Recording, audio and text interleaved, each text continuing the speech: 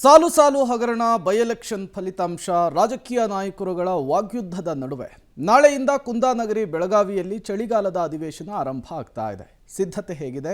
ಸದನದಲ್ಲಿ ಕದನವನ್ನು ನಡೆಸಲಿಕ್ಕೆ ರಾಜಕೀಯ ಪಕ್ಷಗಳು ತಯಾರಿ ಹೇಗೆ ಮಾಡಿಕೊಂಡಿದ್ದಾವೆ? ಅದರ ಕಂಪ್ಲೀಟ್ ರಿಪೋರ್ಟ್ ನಿಮ್ಮ ಮುಂದೆ.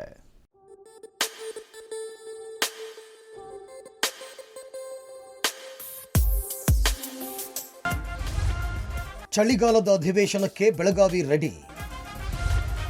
ಸರ್ಕಾರವನ್ನು ಕಟ್ಟಿಹಾಕಲು ವಿಪಕ್ಷಗಳ ರಣತಂತ್ರ. ವಕ್ಫ್, ಮೂಡ, ಬಾಣಂತಿಯರ ಸಾವೇ ಪ್ರಮುಖಾಸ್ತ್ರ. ಚಳಿಗಾಲದ ಅಧಿವೇಶನಕ್ಕೆ ಬೆಳಗಾವಿ ಸಜ್ಜಾಗಿದೆ. ನಾಳೆಯಿಂದ 9 ದಿನಗಳ ಕಾಲ ನಡೆಯಲಿರುವ ಅಧಿವೇಶನಕ್ಕೆ ಸಿಎಂ ಸಿದ್ದರಾಮಯ್ಯ ಸರ್ಕಾರದ ಆಡಳಿತ ಯಂತ್ರವೇ ಬೆಳಗಾವಿಗೆ ಸ್ಥಳಾಂತರಗೊಂಡಿದೆ. 2ನೇ ಅವಧಿಯ 2ನೇ ಅಧಿವೇಶನ ಸಿಎಂ ಸಿದ್ದರಾಮಯ್ಯನವರದ್ದಾಗಿದೆ. ಹೀಗಾಗಿ ಈ ಬಾರಿಯೂ ಅಚ್ಚುಕಟ್ಟಾಗಿ ಅಧಿವೇಶನಕ್ಕೆ ಸಕಲ ಸಿದ್ಧತೆ ಮಾಡಿಕೊಂಡಿದೆ. ಈಗಾಗಲೇ ಸ್ಪೀಕರ್ ಖಾದರ್ ಅವರು ಸಿದ್ಧತೆಗಳನ್ನು ವೀಕ್ಷಣೆ ಮಾಡಿದ್ದಾರೆ.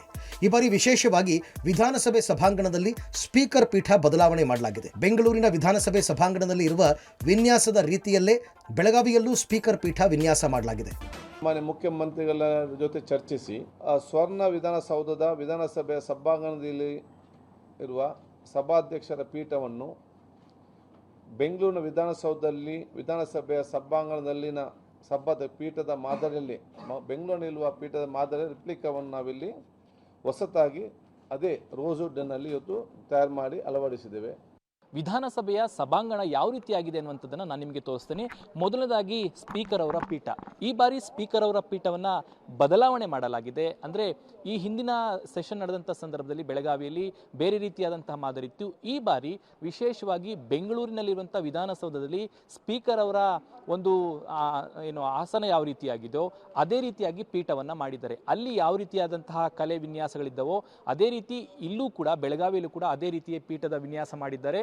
ರೋಸ್ವುಡ್ನಲ್ಲಿ ಈ ಒಂದು ಪೀಠವನ್ನು ಮಾಡಿರುವಂಥದ್ದು ಅಲ್ಲಿ ಯಾವ ರೀತಿ ಇದೆಯೋ ಇಲ್ಲೂ ಅದೇ ರೀತಿ ಇರಬೇಕು ಅನ್ನುವಂಥ ಕಾನ್ಸೆಪ್ಟ್ ಇಟ್ಕೊಂಡು ಮಾಡಿದ್ದಾರೆ.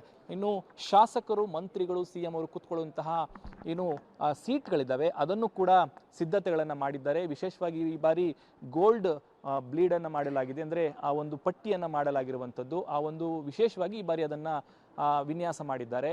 ಇನ್ನು ಶಾಸಕರು ಮಾತನಾಡುವಂಥ ಸಂದರ್ಭದಲ್ಲಿ, ಸಿಎಂ ಸಚಿವರು ಮಾತನಾಡುವಂಥ ಸಂದರ್ಭದಲ್ಲಿ ಎದ್ದು ಕಾಣಬೇಕು ಅನ್ನುವಂಥ ನಿಟ್ಟಿನಲ್ಲಿ ದೊಡ್ಡ ಟಿವಿಯನ್ನು ಅಳವಡಿಕೆ ಮಾಡಿರುವಂಥದ್ದು. ಈ ಬಾರಿ ವಿಪಕ್ಷ ಮತ್ತು ಆಡಳಿತ ಪಕ್ಷ ಎರಡಕ್ಕೂ ಕೂಡ ಒಂದು ಚಾಲೆಂಜಿಂಗ್ ಆದಂತಹ ಅಧಿವೇಶನ. ಒಂದು, ಸರ್ಕಾರದ ಮೇಲೆ ಸಾಲು ಸಾಲು ಹಗರಣಗಳ ಆರೋಪಗಳಿದ್ದಾವೆ, ಅದನ್ನು ಚರ್ಚೆ ಮಾಡಬೇಕು ಅನ್ನುವಂಥ ನಿಟ್ಟಿನಲ್ಲಿ ವಿಪಕ್ಷಗಳು ಕಾದು ಕೂತಿವೆ. ಅದೇ ರೀತಿಯಾಗಿ ವಿಪಕ್ಷಗಳನ್ನು ಕಟ್ಟಿ ಹಾಕಬೇಕು ಅನ್ನುವಂಥ ನಿಟ್ಟಿನಲ್ಲಿ ಸರ್ಕಾರವು ಕೂಡ ಎಲ್ಲ ಸಿದ್ಧತೆಗಳನ್ನು ಮಾಡಿಕೊಂಡಾಗಿದೆ. ಒಂದು ರೀತಿಯಾಗಿ ಚಾಲೆಂಜಿಂಗ್ ಆಗಿರುವಂಥದ್ದು ಮತ್ತು ಪ್ರತಿಷ್ಠೆಯ ಕಣವಾಗಿರುವಂತಹ ಸುವರ್ಣಸೌಧದ ಅಧಿವೇಶನ ಯಾವ ರೀತಿಯಾಗಿ ಇರುತ್ತೆ ಅನ್ನುವಂಥದ್ದನ್ನು ನಾವು ಮುಂದಿನ ದಿನಗಳಲ್ಲಿ ನೋಡಬಹುದಾಗಿದೆ. ಇನ್ನು ಸರ್ಕಾರವನ್ನು ಕಟ್ಟಿಹಾಕಲು ವಿಪಕ್ಷಗಳ ಬತ್ತಳಿಕೆಯಲ್ಲಿ ಬ್ರಹ್ಮಾಸ್ತ್ರಗಳೇ ಸಿದ್ಧವಾಗಿದೆ. ಈ ಬಾರಿಯ ಅಧಿವೇಶನದಲ್ಲಿ ಸರ್ಕಾರವನ್ನು ಕಟ್ಟಿಹಾಕಲು ವಿಪಕ್ಷಗಳಿಗೆ ಪ್ರಬಲ ಅಸ್ತ್ರಗಳೇ ಸಿಕ್ಕಿವೆ. ಸಿಎಂ ಸಿದ್ದರಾಮಯ್ಯ ಮೇಲೆ ಕೇಳಿಬಂದಿರುವ ಮೂಡ ಹಗರಣ, ವಕ್ಫ್ ವಿವಾದ, ಬಳ್ಳಾರಿಯಲ್ಲಿ ಬಾಣಂತಿಯರ ಸಾವು ಪ್ರಕರಣ, ಅಲ್ಪಸಂಖ್ಯಾತರ ಸಂಸ್ಥೆಗಳಿಗೆ ನಿಯಮ ಸಡಿಲಿಕೆ ವಿಚಾರ, ಗುತ್ತಿಗೆಯಲ್ಲಿ ಅಲ್ಪಸಂಖ್ಯಾತರಿಗೆ ಮೀಸಲು ವಿವಾದ, ವಾಲ್ಮೀಕಿ ಹಗರಣ, ಹೀಗೆ ಸಾಲು ಸಾಲು ಅಸ್ತ್ರ ಪ್ರಯೋಗ ಮಾಡುವ ಮೂಲಕ ಸರ್ಕಾರವನ್ನು ತರಾಟೆಗೆ ತೆಗೆದುಕೊಳ್ಳಲು ವಿಪಕ್ಷಗಳು ಸಿದ್ಧವಾಗಿವೆ. ಬೆಳಗಾವಿ ಅಧಿವೇಶನದಲ್ಲಿ ಸರ್ಕಾರವನ್ನು ಕಟ್ಟಿ ಹಾಕೋದಕ್ಕೆ ವಿಪಕ್ಷಗಳಿಗೆ ಸಾಲು ಸಾಲು ಅಸ್ತ್ರಗಳು ಮುಂದಿದ್ದಾವೆ.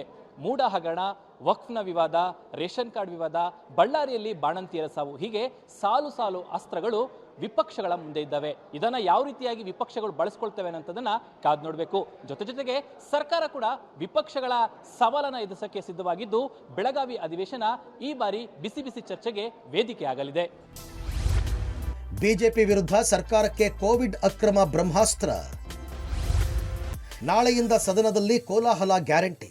ಸರ್ಕಾರದ ವಿರುದ್ಧ ಸಮರ ಸಾರಲು ವಿಪಕ್ಷಗಳಿಗೆ ಸಾಲು ಸಾಲು ಅಸ್ತ್ರಗಳಿದ್ದು ಅದನ್ನು ಎದುರಿಸಲು ಸರ್ಕಾರದ ಬಳಿಯೂ ಬ್ರಹ್ಮಾಸ್ತ್ರಗಳು ರೆಡಿಯಾಗಿವೆ.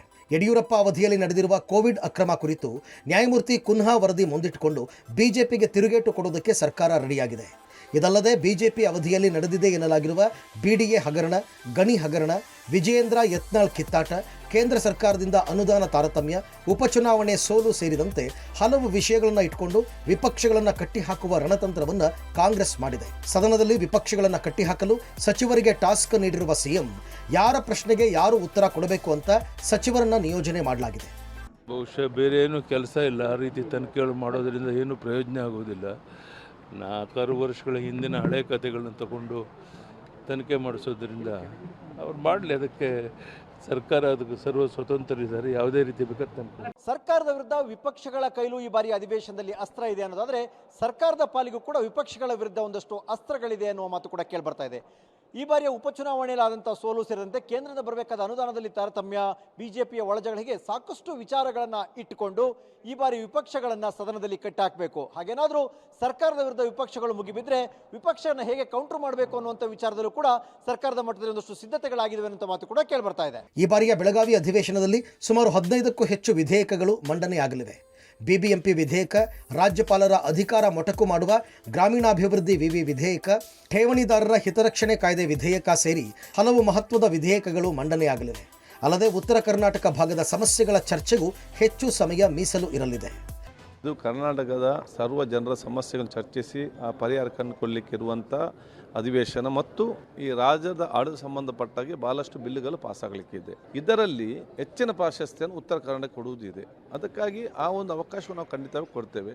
ಯಾವ ರೀತಿ ಕಲಾಪ ನಡಿಬೇಕಂತೇಳಿ ನಮ್ಮ ಬಿಸ್ನೆಸ್ ಅಡ್ವೈಸರಿ ಕಮಿಟಿ ಮೀಟಿಂಗ್ ಇದೆ, ಅದನ್ನು ನಾವೆಲ್ಲ ಕೂತ್ಕೊಂಡು ಚರ್ಚೆ ಮಾಡಿ ಅದಕ್ಕೆ ಅನುಗುಣವಾಗಿ ಆಡಳಿತ ಪಕ್ಷ ಪ್ರತಿಪಕ್ಷ ಒಗ್ಗಟ್ಟಿನಿಂದ ಕಾರ್ಯಕ್ರಮ ರೂಪಿಸಿ ಅದನ್ನು ಅನುಷ್ಠಾನ ಮಾಡ್ತೇವೆ. ಈಗ 5 ಬಿಲ್ ನಾವು ಸ್ವೀಕೃತ ತಗೊಂಡಿದ್ದೀವಿ ಸರ್ಕಾರದಿಂದ, 3 ಬಿಲ್ಗಳು ಪ್ರೈವೇಟಿಂದ ಬಿಲ್ಗಳು ಸ್ವೀಕೃತ ತಗೊಂಡೆ, ಮುಂದೆ ಜಾಸ್ತಿ ಬಿಲ್ಗಳು ಬರ್ಬೋದು. ಒಟ್ಟಾರೆ 9 ದಿನಗಳ ಅಧಿವೇಶನ ಆಡಳಿತ ವಿಪಕ್ಷಗಳ ನಡುವೆ ಕಾಳಗಕ್ಕೆ ಸಾಕ್ಷಿಯಾಗಲಿದೆ. Srinivas, public TV, Belagavi.